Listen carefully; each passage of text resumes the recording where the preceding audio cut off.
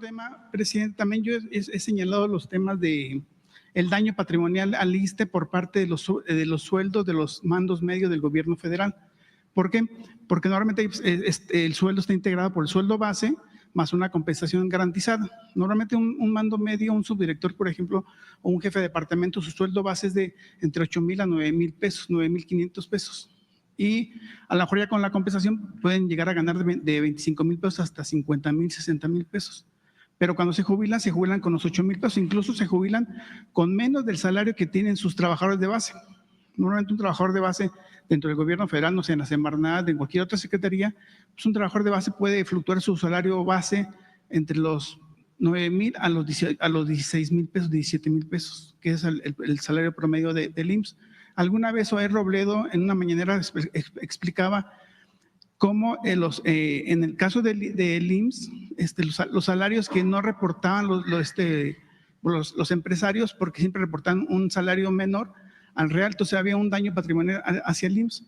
Es algo similar que está ocurriendo dentro del ISSSTE, porque es un daño hacia el ISSSTE, porque obviamente la aportación que dan esos trabajadores, los funcionarios, los mandos medios, pues es mucho menor a lo que realmente están percibiendo como un salario, ¿no? Ojalá ahí se pudiera también verlo también la Secretaría de la Función Pública y también la Secretaría de Hacienda. Sí, cómo no, lo revisamos. Ok, muchas gracias. Gracias. Bueno,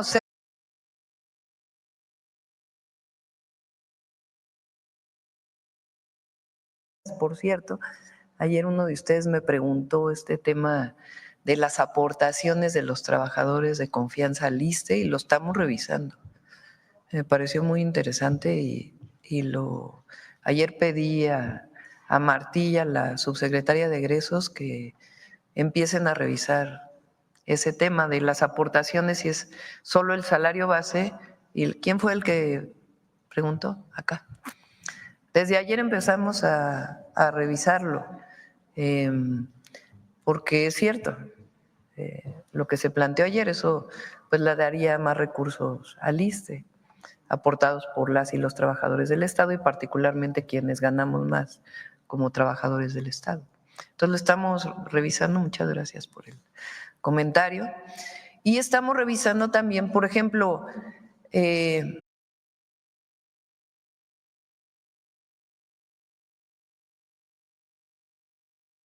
y 25, que este es un tema fundamental, que tiene que ver con todo lo anterior.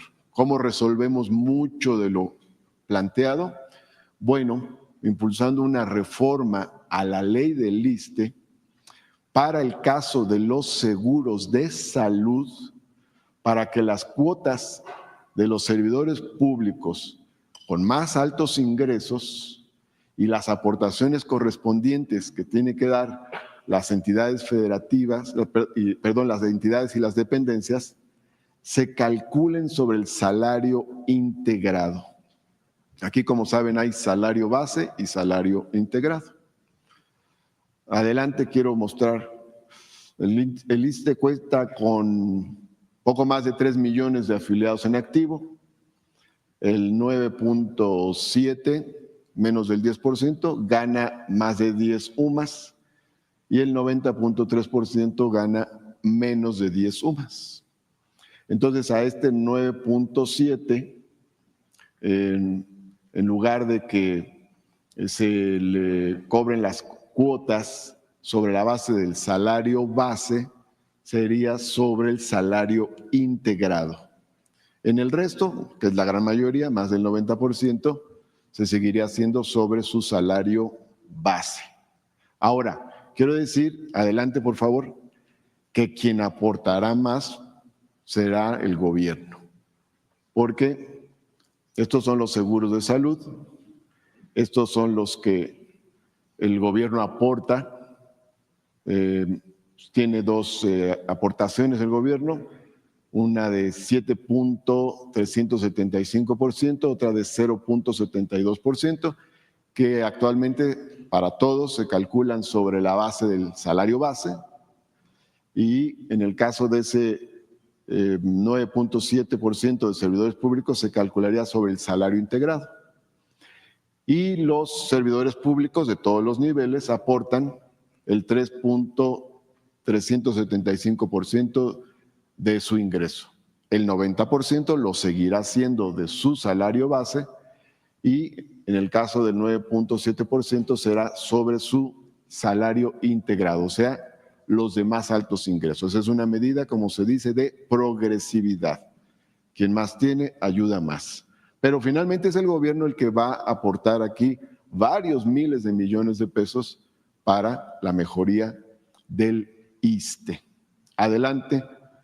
Aquí quiero señalar que en la administración del presidente Andrés Manuel López Obrador se incorporaron 192 equipos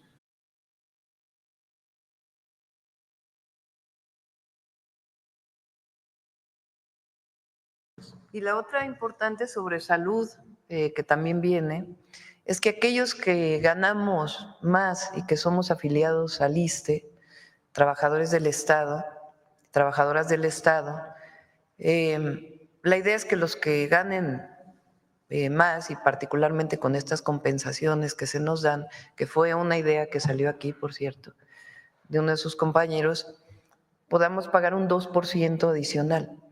Eso se integraría al ISSSTE. Y el gobierno, con el presupuesto público, entre otros con los fideicomisos de la Corte, que son trabajadores del Estado, completar para una parte muy importante que son los trabajadores de los servicios de salud del ISSSTE.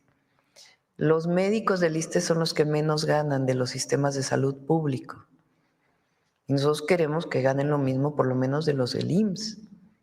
Entonces, a los primeros que estaríamos ayudando, empezaríamos por antigüedad, sería a los trabajadores, a los médicos, médicas, enfermeros, enfermeras y otros trabajadores de la salud del ISSSTE. Y con ese mismo recurso, pues ir también mejorando todas las instalaciones. Iniciamos con la clínica es nuestra, que son los centros de salud, que es la atención primaria, que es a donde primero van pues todas las familias trabajadoras de la civilidad. El otro día no lo dije, pero también con Martín nos conocimos en el CEU.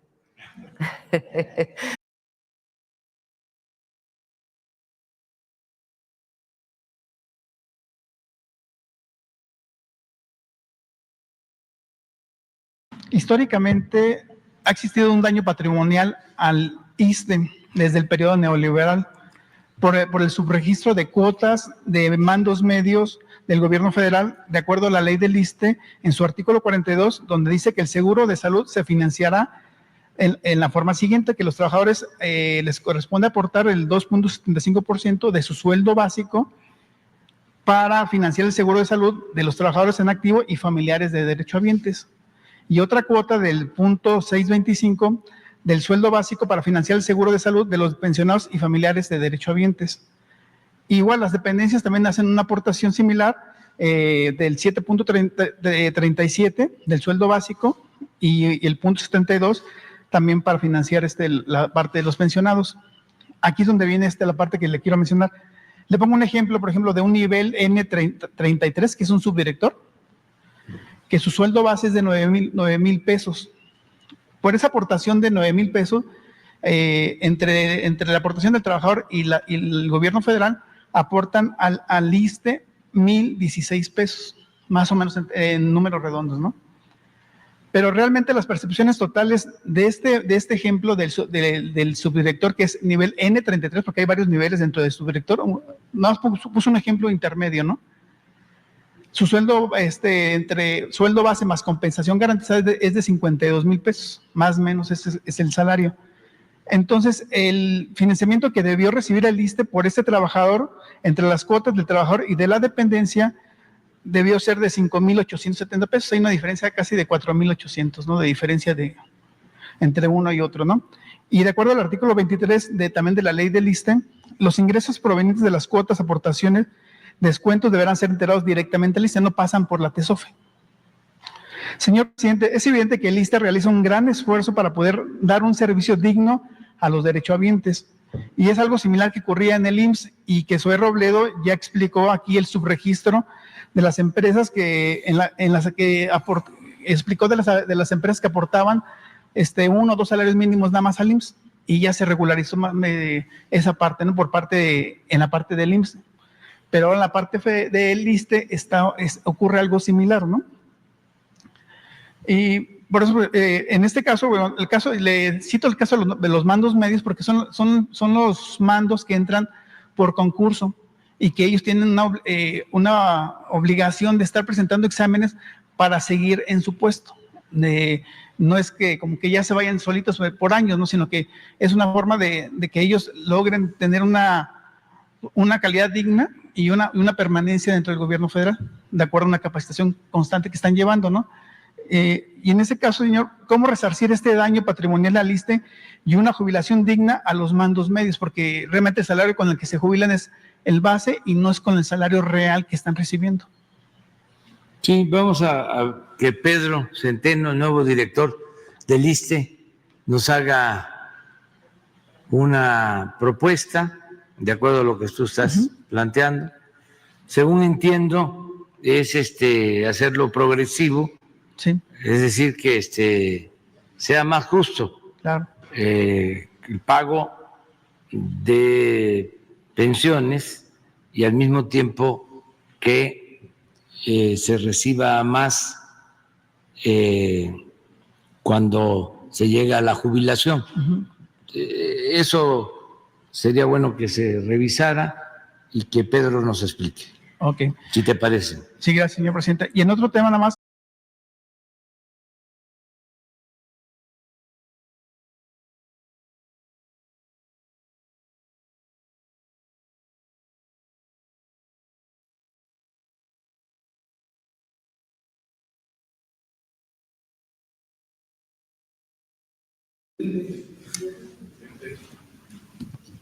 Buenos días, presidente. Alberto Marroquín Espinosa, de JF Informa desde Cancún, frecuencia CAT, y Esa Hora AM desde Querétaro.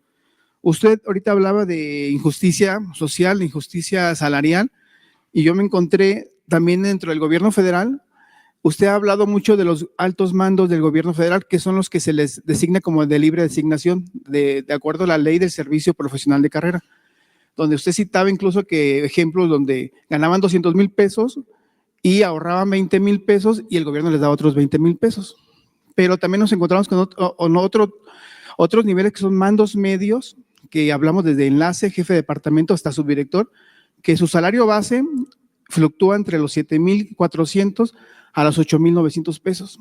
Y ese salario base ha sido congelado casi por más de 18 años. Y digo, falta la compensación garantizada, ¿no?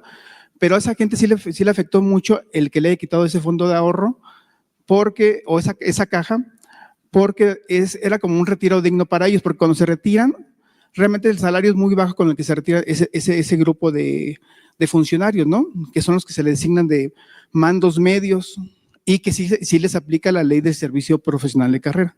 Yo te hago otra pregunta. Yo creo que, no sé si ahí habría alguna consideración de su parte hacia ese nivel de funcionarios, como una justicia social a favor de ellos. Y yo te hago otra pregunta. Sí, no, lo que se hizo fue que se redujo el sueldo de los de arriba y se aumenta el sueldo de los de abajo. Es justicia laboral. La caja de ahorro especial beneficiaba pues a los de arriba. Mayor volumen a los de arriba. Claro, y en el caso de los de abajo, lo que se hizo es que el que gana hasta 10,000 tuvo de aumento inflación más 3 puntos. Eso los trabajadores de base, pero los funcionarios no. En general. Y siguen ganando igual ellos, siguen ganando igual desde hace varios años. No, la información que yo tengo, pero además lo vamos a revisar, lo vamos a ver, pero el propósito es ese, de que el de abajo aumente, ¿sí? Y los de arriba se reduzcan. Okay. Hay funcionarios famosos, exfuncionarios, se los dejo de tarea, que estuvieron en 2, 3 dependencias y se llevaron millones de pesos por ese fondo. Exacto, pero por esa afectación, por tratarlos a ellos, a los altos funcionarios, les afectó muy fuerte a los bajos funcionarios. No los afectó. No, en algunos casos, en algunas medidas que hemos tomado, sí, pagan justos por pecadores, pero en este caso no. Ok. Sí, y es poner orden. O sea, como una caja de ahorro especial para altos funcionarios públicos, financiada con el presupuesto que es dinero del pueblo, y siempre, siempre, siempre el argumento es ese, de que era para beneficio de los de abajo o de los de en medio. No, siempre era para los de arriba. En mayor medida, sí, claro. Claro. Entonces, todo eso, pues es lo que se eliminó y se va a corregir si hay una injusticia para los Mandos medios. para los mandos medios, sí. Ok. También le iba a comentar que el pasado 7 de octubre, que me dio la palabra, yo le informé o le reporté que había en concurso direcciones generales adjuntas y le comenté que había 10 direcciones generales adjuntas. Hoy en día, hasta hoy, desde esa fecha hasta hoy, hay todavía 27 plazas más de dirección general adjunta en concurso. No sé si la secretaria de la Función Pública, la doctora Irma Heréndira Sandoval, nos podría explicar si existe algún impedimento legal o no sé si le haga falta alguna instrucción más precisa de su parte para ya no se concursen esas plazas. Mire, había muchas plazas. Vamos a la historia. Cuando el gobierno de Felipe Calderón, que había auge, estaban administrando la abundancia, porque eran los precios del petróleo más altos que han habido en toda la historia, $100 por barril. Entró dinero a México por concepto de la venta de petróleo al extranjero como nunca. Y agrandaron el aparato burocrático y crearon direcciones adjuntas. Pero muchas surgieron las direcciones adjuntas, como hongos después de la lluvia. Así es. Aparecieron. Y ahora se decidió que no haya las direcciones adjuntas. Incluso está hasta en la ley de austeridad. Entonces va a aplicar hasta el siguiente año, porque este año siguen concursándose las direcciones Sí, generales adjuntas. no debe de haber. Es que hay inercias. Es una O sea, atribución de la Secretaría de la Función Pública. Sí, de la Función Pública y de los secretarios. Por eso es importante este diálogo, porque ahora me están escuchando y hay instrucciones precisas de que no existan las direcciones adjuntas y existe la ley.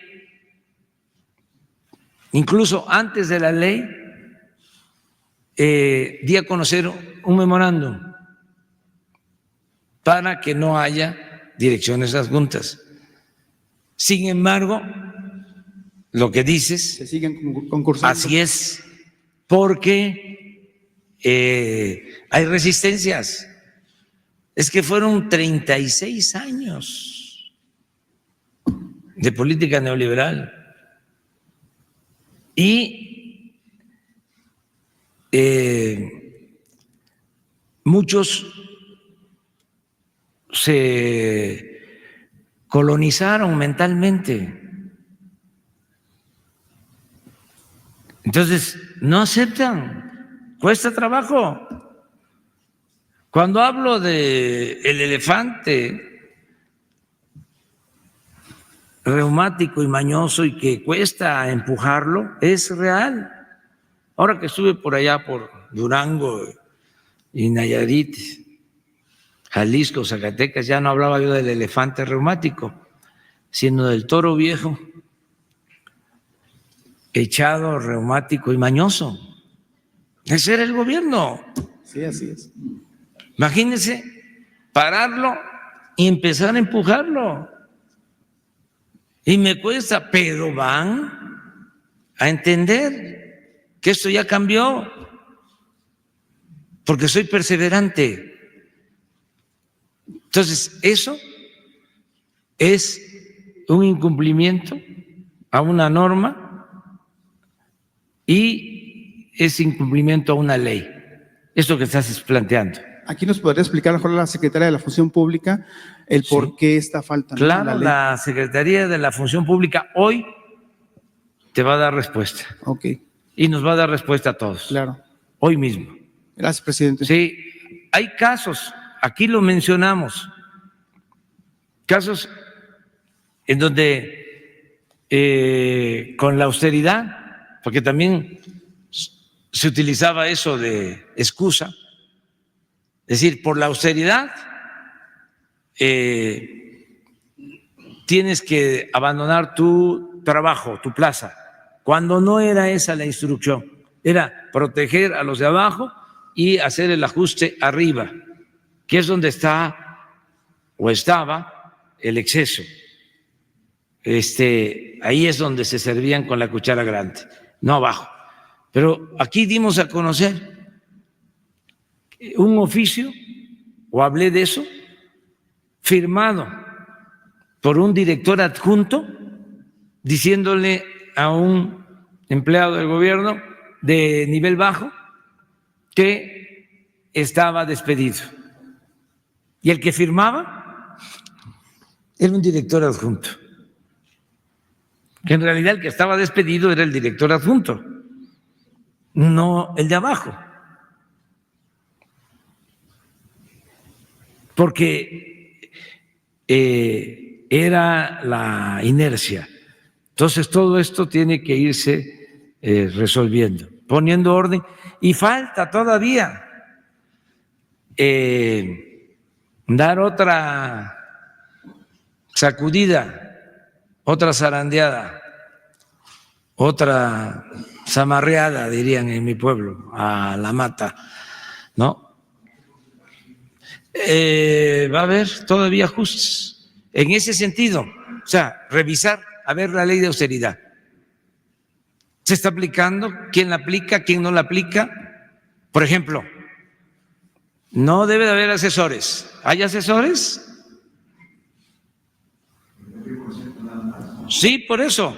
O sea, que quieran encubrirse, disfrazarse. Ahora ya no son asesores, son consultores, expertos, ¿sí? Todo eso, toda esa simulación se acaba. Y es una revisión constante. Ahora estoy revisando mi libro y ya está en imprenta, ya no puedo hacer nada y duelen los errores. Y eso de la fe de ratas ya no debe utilizarse, pero sí se nos fueron errores, pues es natural. Entonces ya quedan para la segunda edición. Pero hay una parte, un error, donde yo digo que el ejemplo de austeridad es que la presidencia el año pasado ejerció 3.600 millones y ahora vamos a ejercer 800.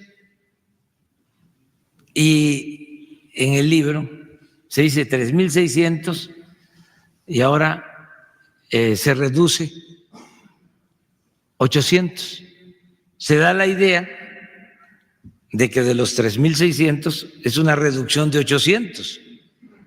Faltó el A. Sí, se reduce a 800. No se reduce 800. Sí, ya quedó así. Pero así tenemos que ver dependencia por dependencia, y ir haciendo todos los ajustes y no olvidar que el poder es humildad y el poder solo tiene sentido y se convierte en virtud cuando se pone al servicio de los demás, y que es un orgullo. Imagínense la gira del fin de semana. Fuimos a Mezquital, Durango, que es el municipio con más población indígena, los más abandonados. Todavía me reclamaron los indígenas, con razón, de que fui a la cabecera municipal, no a sus comunidades. Pero bueno, fuimos al Mezquital. Ya voy a ir a las comunidades. Eso el viernes. El sábado a Mezquitic, Jalisco.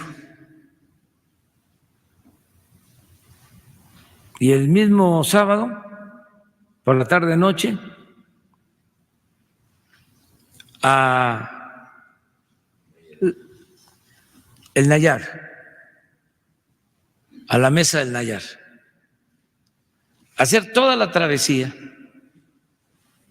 porque el viernes de Mezquital nos fuimos a dormir a Zacatecas, el sábado a Mezquitic, y el mismo sábado por la tarde-noche atravesamos la sierra a el Nayar, a la Mesa del Nayar, y nos fuimos a dormir a Tepic. Y ayer a la Yesca y regresar. El camino, los caminos abandonados. Hicieron las obras de infraestructura, las presas, que costaron muchísimo, con pidiregas, que se está pagando toda esa deuda, y se atrevieron a hacer el camino pavimentado solo a la presa, y de la presa para arriba a la cabecera municipal del municipio del Nayar, a la cabecera no hay camino pavimentado. Son como 50 kilómetros, 3 horas. Y estoy hablando de la cabecera municipal. Imagínense las comunidades.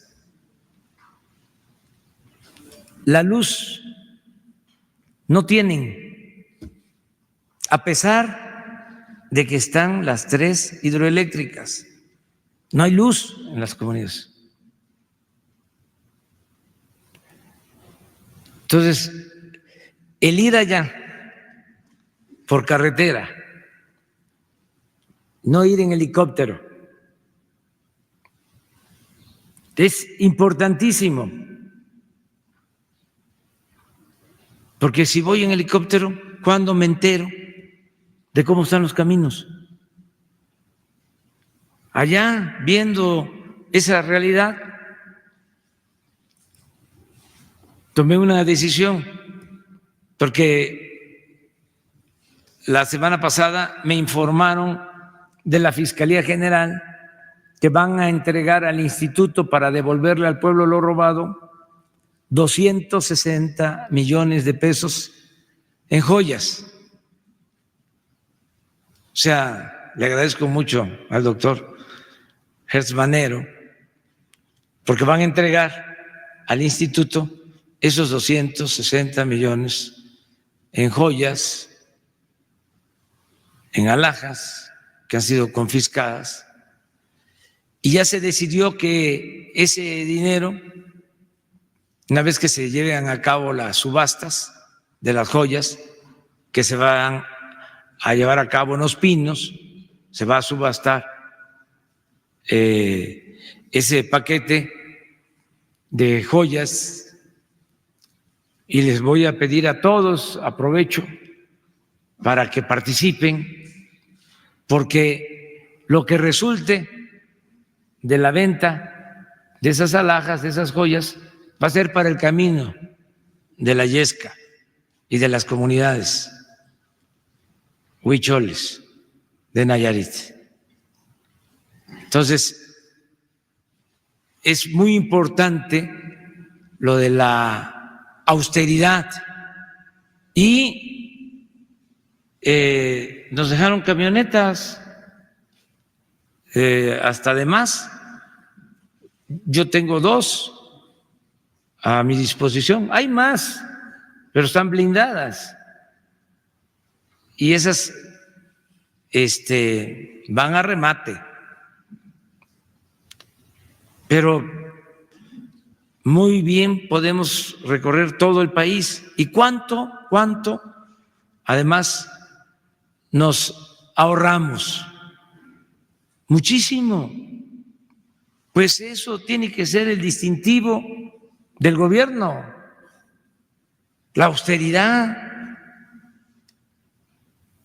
el poder recorrer el país de esa manera y no se pierde autoridad para nada. Eso de andar en caravana y con guardaespaldas y con carros blindados y aviones y helicópteros, muchas veces es fantochería. No es que se protejan porque les vayan a hacer algo, es que así se creen importantes. El estar rodeados de alcahuetes y de lambiscones. ¿Cómo ves eso, Ricardo? ¿Tú cómo andas? Ah, bueno.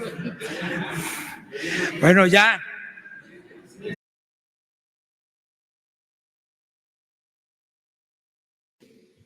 Allá atrás.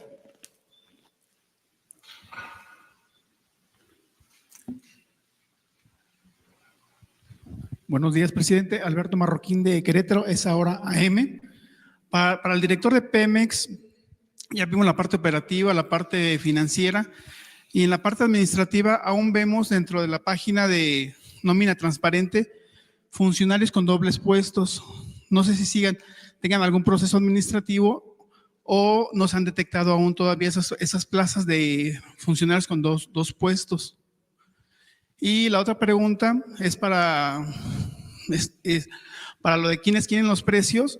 Normalmente Profeco va a revisar con bidones de 20 litros y todo el mundo sabemos en el país que las gasolineras tienen como un software como saben que lo van a revisar con 20 litros, eso siempre sale normal, pero si uno carga en pesos, y es dicho por todo el mundo, que no es cierto que te dan menos en pesos. Si cargas 400 pesos, a lo mejor te dan mucho menos que cargaras 20 litros, que serían como 409 pesos. Gracias, señor presidente. Sí, es muy buena tu aportación, esta última. Ricardo. Nuestras verificaciones son con 2 normas. La norma 005 revisa el hardware, vamos a poner, revisa la bomba per se, lo mecánico de la bomba. Y la norma 185 revisa el software de las bombas. O sea, revisamos ambas cosas. Incluso hemos tenido bastantes objeciones en nuestras verificaciones porque estaban acostumbrados a que solo revisáramos con la NOM 005 y nuestro bidoncito, por llamarle de alguna manera, de 20 litros. Antes eran 3 muestras que se tomaban. Tomaba 1, 2, 3, 60 litros en total. Se cargaba y descargaba 3 veces. Ya no se está haciendo así, se modificó la norma, se está haciendo solo una vez. También antes, Vox Populi, leyenda popular, era que la tercera vez el software detectaba y ya lo ajustaba, ¿no? Pudiera haber sido cierto en algunos casos. Ahora se está haciendo en una sola toma y nosotros decidimos cuál bomba y estamos haciendo revisiones simultáneas al mismo tiempo que al terminar la física empezamos con la del software o al revés, primero revisamos el software. Entonces, sí estamos realizándolo a la mejor manera, pero 20 litros es la medida que establece la norma oficial mexicana.